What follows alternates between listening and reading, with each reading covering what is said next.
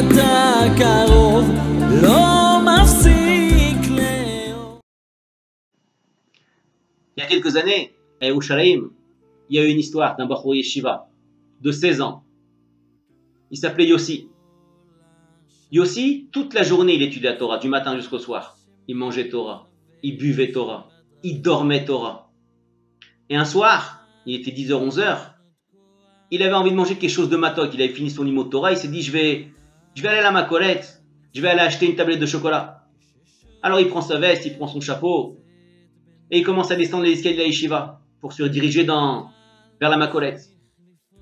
Et la nuit, les rues d'Yerushalayim, elles sont très sombres. Alors il commence à marcher vers la Macolette. Et il voit devant lui qui passe, une Bachoura, une jeune fille, qui marchait très vite. Et il voit que juste derrière, il y a quelqu'un qui la suit. Il regarde, il voit un peu plus près, et il voit que c'est un arabe. Il se dit, c'est Akadosh Baruch Hu, même ici, oulala, c'est qu'il faut que je la sauve, il faut que je fasse quelque chose. Mais il avait peur lui aussi. Il avait 16 ans, il ne sait pas quoi faire. Alors il dit, je vais les suivre. Il commence à les suivre. L'arabe, il commence à appeler la Bachoura. Il dit, hé Bachoura, retourne-toi. Il commence à s'approcher, il la prend par le bras. Yossi, il dit, je suis obligé d'intervenir. J'ai pas le choix. Yossi, il arrive, il lui dit, hé, lâche-la, lâche cette jeune fille. C'est une juive, laisse-la tranquille. Alors l'arabe, il se retourne, il lui dit, occupe-toi de tes affaires. Dégage de là, sors de là. Il dit, je peux pas, je suis obligé d'intervenir. Il commence à avoir peur Yossi, il se jette sur l'arabe. Il arrive à dégager la Bachoura. La jeune fille, elle se sauve et elle crie, sauvez-moi, sauvez-moi. Faites quelque chose pour nous, faites quelque chose pour nous. Et elle se sauve. L'arabe, il commence à attraper Yossi et il commence à le tenir par le bras. Il sort un couteau de derrière la main, la poche. Et il commence à lui balafrer tout le visage, tout le côté droit du visage. Tout le côté, il lui balafre. Il lui balafre, que le sang il coule. L'arabe, il se sauve. Ils n'arrivent pas à le retrouver. La Bachoura, elle est en train de crier, on secours, on secours, on secours. Et elle court dans la Macolette. Elle dit, sauvez-nous, sauvez-nous, il y a un arabe qui vient de frapper un juif. Venez vite. Le propriétaire de la Macolette, il sort.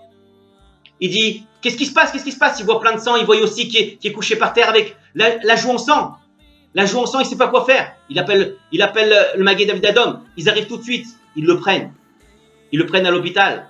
Ils le soignent. Pendant quelques mois, il est resté à l'hôpital. La Bachoura, elle est partie, elle est rentrée chez elle.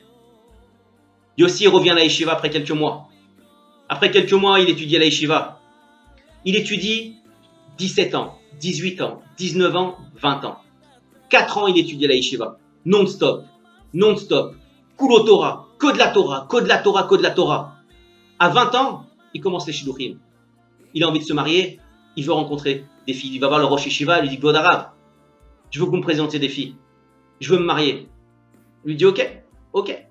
Il commence les bidishot. Il commence les rencontres avec les Bachurot. Mais il voit que ça ne marche pas. Parce que son visage, il est tout balafré. Il est tout balafré. Et les filles, quand elles le voient, elles ont peur. Elles ont peur, elles se disent, waouh, qui c'est celui-là? Elles ont peur. Et le lendemain, quand il demande à revoir la fille, elle ne veut plus le voir. Ça a duré comme ça pendant 6 ans. Jusqu'à 26 ans, il est resté en train de rencontrer des filles sans pouvoir se marier. Les filles, elles avaient peur. À chaque fois, elles avaient peur.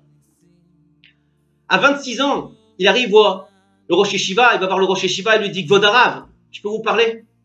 Il lui dit, oui. Qu'est-ce qu'il y a? Et il commence à pleurer. Il dit, j'en peux plus.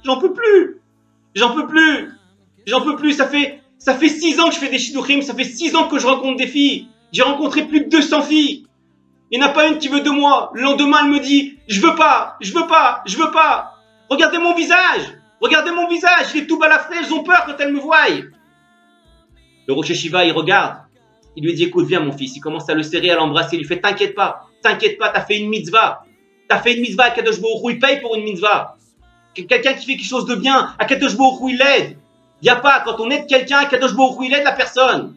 T'inquiète pas. Il fait, mais j'en peux plus, regardez la situation, j'en peux plus. Je veux plus faire shidduchim. Regardez, on dirait que je suis le grand-père de la yeshiva. Tous mes amis se sont mariés.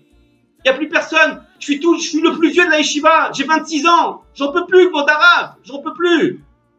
Le Rosh Yeshiva, il lui dit, calme-toi. Assis-toi, je vais t'expliquer. Il lui dit, je vais t'expliquer quelque chose. Il lui dit, Tu sais ce qui est marqué dans la tfila? Tu sais qu'est-ce que c'est que Baruch She'amar? Tous les jours on dit Baruch She'amar, Ve'aya Olam Baruchu, Baruch Omer Ve'ose. Comme ça c'est marqué tous les jours on dit Baruch She'amar. Il lui dit le Rosh Yeshiva, tu sais ce que c'est que Baruch She'amar? Il y a des années, quand les Chachamim ils ont été metaken de mettre Baruch She'amar dans la tfila, tu sais comment ils ont été metaken cette tfila-là? Ils ont reçu un message Mina Shamaim, une pitka Mina Shamaim. Il y a une feuille qui est tombée du ciel. Ils ont ouvert cette feuille-là. C'était marqué dessus.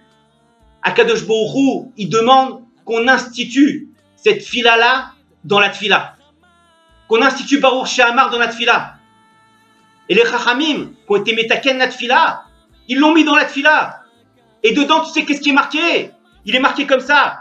Baruch Meshalem, Sachar Tov Liriav. Qu'Akadosh Baruch Hu, il est Meshalem, il paye le salaire pour ceux qui le craignent. Quelqu'un qui fait une mitzvah, Kadosh Baruch Hu, il le paye. Il va te payer. Il va te payer. Arrête de t'inquiéter. Il lui fait, me regarde le matzav que je suis maintenant. Je souffre, j'en peux plus. Je peux plus faire Tidour. J'en peux plus. Bon, je sais pas, il lui dit, calme-toi. Calme-toi. Écoute-moi. Moi, je suis juste un Rosh Yeshiva d'une simple yeshivot. Écoute-moi. Je vais t'expliquer. Il y a des neshamot dans le monde qui sont très grandes. Il y a une neshama qui est très grande et qui se trouve à Bnei Brak. C'est la neshama de Rabbi Chaim Kanevski. Rabbi Chaim Kanevski, c'est une neshama extraordinaire. Va le voir. C'est un homme extraordinaire. Va le voir. Et demande-lui quoi faire. Il lui fait, bon, je vais y aller. Il lui fait, non, tu vas y aller. Demain, je ne veux pas te voir à l'Yeshiva. Demain, tu prends tes affaires, tu prends le bus en bas à l'Yeshiva, direction Bnei Brak. Et tu vas à l'Yeshiva. Et tu vois ce qu'il te dit. Alors le lendemain, qu'est-ce qu'il fait? Lui aussi, il prend ses affaires. Et il prend le bus. Il arrive à Bnei Brak, dans la yeshiva de Rav Chaim Kanevski. Et il commence à attendre dans le tor. Il attend son tour. Son tour, il arrive. Il rentre. Il rentre devant Rabbi Chaim Kanevski. Rabbi Chaim Kanevski, c'est Kulo Torah, des Sfarim sur la table de partout. Et il lui dit, Béni, qu'est-ce que tu veux mon fils? Dis-moi ce que tu veux mon fils. Lui aussi, il ne sait plus quoi dire. Et il commence à pleurer. Il dit, j'en peux plus. Il commence à pleurer devant lui. Il pleure. Rabbi Chaim Kanevski, il appelle son secrétaire, il lui dit, fais attendre les autres personnes. Cette personne-là, elle a un problème. Il faut que je m'occupe d'elle. Et il commence à pleurer. Lui aussi, il pleure. Il lui dit, explique-moi, c'est quoi ton problème? Lui dit, Vodarav, voilà ce qui m'est arrivé il y a quelques années. Il y avait une bachoura qui était dans la rue, dans la nuit. J'avais fini mon seder de Limud Torah. Je suis descendu pour m'acheter une tablette de chocolat. Et là-bas, j'ai vu un arabe qui était en train de frapper une jeune bachoura. Et je l'ai défendu. L'arabe, il m'a attrapé et il m'a fait des marques sur le visage. Et maintenant, plus personne veut se marier avec moi. J'ai commencé les Shidduchim depuis 6 ans à 20 ans. J'ai fait plus de 200 Shidduchim. Maintenant, plus personne il veut se marier avec moi. J'en peux plus que vos arabes. Je sais pas quoi faire. Le Rabbi Chaim Kanevski lui dit, calme-toi. Écoute-moi mon fils. Je vais t'expliquer. T'as honte de la mitzvah que t'as fait? Tu regrettes la mitzvah que t'as fait? Chas v'shalom de dire ça. Chas v'shalom de regretter une mitzvah qu'on a fait. On ne regrette pas une mitzvah. Il lui dit, je vais t'expliquer. Le prochain shidur que tu vas faire, tu vas expliquer avant de commencer avec la fille, de parler avec la fille, tu vas lui raconter toute l'histoire. Toute l'histoire, tu vas lui raconter. Il lui dit, mais vous êtes sûr, Rav? Mais je ne sais plus quoi faire. Tu lui raconteras toute l'histoire. Écoute-moi. Comme ça, il a fait. Il est rentré à la yeshiva. Il a été voir le Rosh Yeshiva. Le Kvod Arav. Je reprends les Shidduchim. Je vais voir ce que ça donne. J'ai eu la bracha de Rav Chaim Kanevski, de Bnei Brak. Je reprends. Alors le Rav, il organise un Shidur pour qu'il rencontre encore une autre fille. Et là, il se présente le soir pour aller voir cette fille-là. Elle s'appelle Rivka, cette fille-là. Et il lui dit, Rivka, avant qu'on commence à discuter, je vais t'expliquer mon histoire. Parce que Rabbi Chaim Kanevski m'a dit de t'expliquer. La fille, elle le regarde, elle lui dit, ok, quelle histoire il veut me parler celui-là? Elle ne sait pas de quoi il parle. Je vais te raconter mon histoire. Pourquoi je suis tout balafré? Pourquoi tu as peur de moi quand tu me regardes? Alors il lui dit, Un jour, j'étais dans la yeshiva. Il y a quelques années, j'étais à la yeshiva. J'avais envie de manger quelque chose de matok, quelque chose de doux. Je suis descendu à la Macolette, m'acheter une tablette de chocolat. Et là-bas, j'ai vu un arabe qui était en train de poursuivre une jeune fille. Et je savais pas quoi faire. Il était plus grand que moi. Je l'ai défendu. La fille, elle a réussi à se sauver. Lui, il m'a attrapé, il m'a mis plein de coups de couteau dans le visage. Voilà pourquoi je suis comme ça. Voilà pourquoi j'ai plein de marques. Et quand on me regarde, on n'a pas envie de me regarder. Quand il a fini le sipour, quand il a fini l'histoire, Rivka, la Bachoura, elle commence à pleurer. Elle tombe en larmes. Elle tombe en larmes, elle commence à pleurer, elle dit ouah, elle commence à pleurer. Alors, ça a duré quelques minutes. Au bout de 5 minutes, elle s'arrête. Il lui dit, dis-moi, ça t'a marqué tant que ça, l'histoire que je t'ai racontée? Elle t'a vraiment marqué? Il lui dit non. Il dit, je vais t'expliquer. Ça fait des années que je te recherche. Je suis la Bachoura que tu as sauvée, c'était moi. Je t'ai cherché dans les rues de Yeshivot. Je t'ai cherché dans les rues de Yerushalayim. Je t'ai attendu dans les bus, je t'ai pas trouvé. Je me suis dit, comment je vais faire pour le remercier? Comment je vais faire pour remercier ce garçon-là qui m'a sauvé la vie? Comment je vais faire?